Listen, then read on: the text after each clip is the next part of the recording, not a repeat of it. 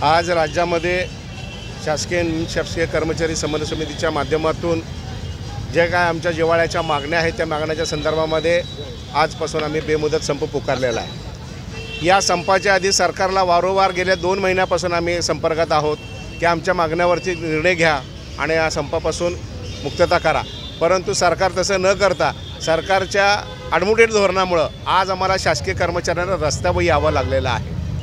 आज राज्यामध्ये बघितलं तर एक दिवस जरी आमदार झाला आणि दुसऱ्या दिवशी त्याचा काय आघात जर झाला तर त्याच्या कुटुंबाला आयुष्यभर पेन्शन मिळते, रेल्वे प्रवास फ्री मिळतो, बस सेवा फ्री मिळते। तर मग माझा कर्मचारी 30-35 वर्ष सेवा करून जर त्याला पेन्शन मिळतं ही बाब योग्य नाही। कारण डॉक्टर बाबासाहेब आंबेडकरांनी घटनेमध्ये लिहिले की समान कामात समान वेतन, जो काय न्याय असेल तो सगळ्याला समान मिळाला पाहिजे। पण हे सरकार दुही करतं आहे आणि कर्मचाऱ्यांना वेठीस धरून आम्हाला रस्त्यावर आणण्याचा प्रयत्न करत आहे।